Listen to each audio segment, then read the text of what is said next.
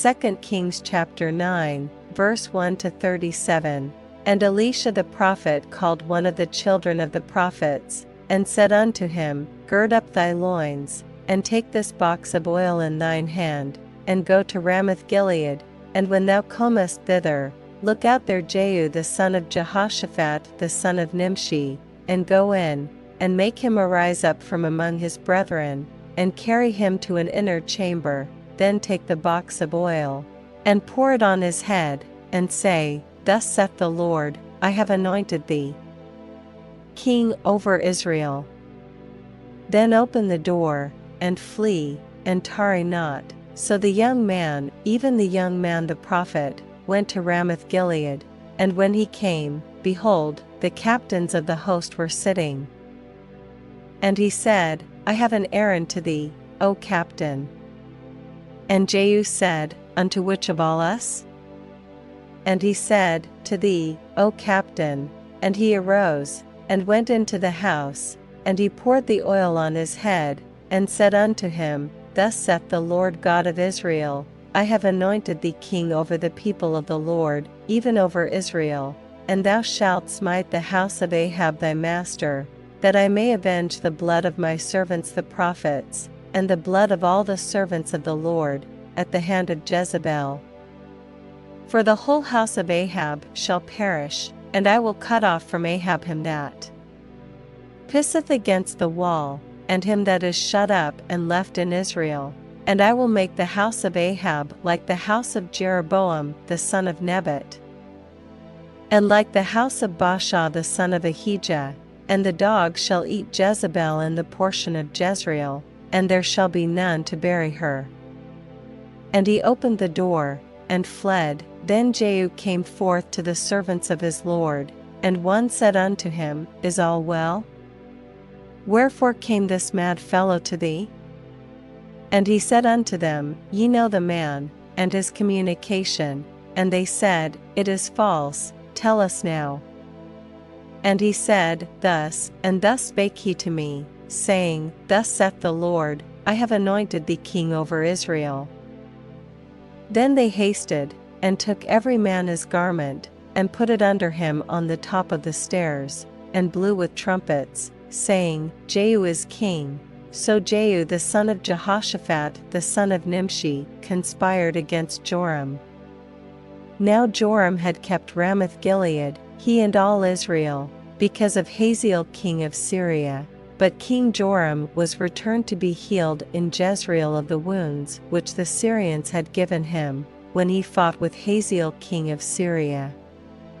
And Jehu said, If it be your minds, then let none go forth nor escape out of the city to go to tell it in Jezreel.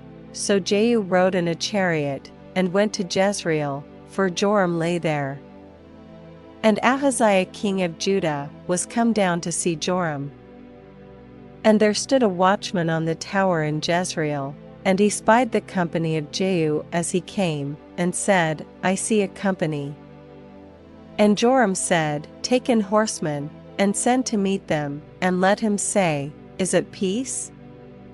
So there went one on horseback to meet him, and said, Thus saith the king, Is it peace? And Jehu said, What hast thou to do with peace? Turn thee behind me.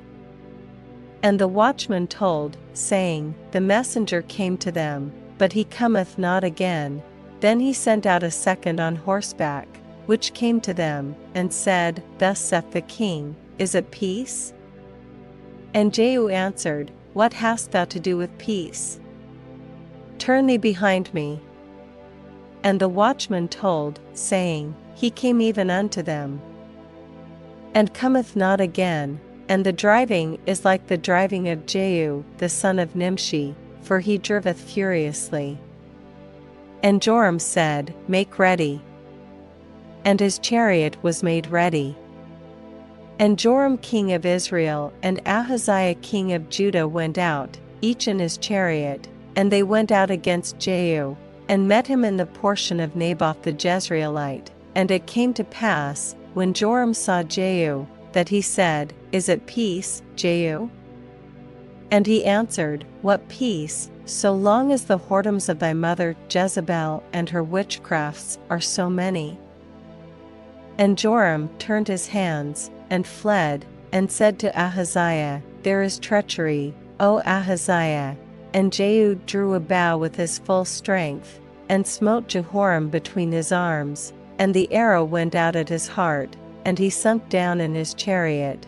Then said Jehu to Bidkar his captain, Take up, and cast him in the portion of the field of Naboth the Jezreelite, for remember how that, when I and thou rode together after Ahab his father, the Lord laid this burden upon him. Surely I have seen yesterday the blood of Naboth, and the blood of his sons, saith the Lord, and I will requite thee in this plat, saith the Lord. Now therefore take and cast him into the plat of ground, according to the word of the Lord. But when Ahaziah the king of Judah saw this, he fled by the way of the garden house. And Jehu followed after him, and said, Smite him also in the chariot. And they did so, at the going up to Gur, which is by Ibleam.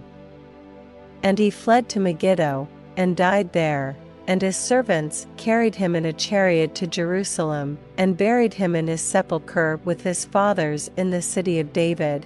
And in the 11th year of Joram the son of Ahab began Ahaziah to reign over Judah. And when Jehu was come to Jezreel, Jezebel heard of it, and she painted her face, and tired her head, and looked out at a window. And as Jehu entered in at the gate, she said, Had Zimri peace, who slew his master? And he lifted up his face to the window, and said, Who is on my side? Who? And there looked out to him 2 or 3 eunuchs, and he said, Throw her down. So they threw her down, and some of her blood was sprinkled on the wall, and on the horses, and he trode her under foot. And when he was come in, he did eat and drink, and said, Go, see now this cursed woman, and bury her, for she is a king's daughter. And they went to bury her, but they found no more of her than the skull, and the feet, and the palms of her hands, wherefore they came again, and told him.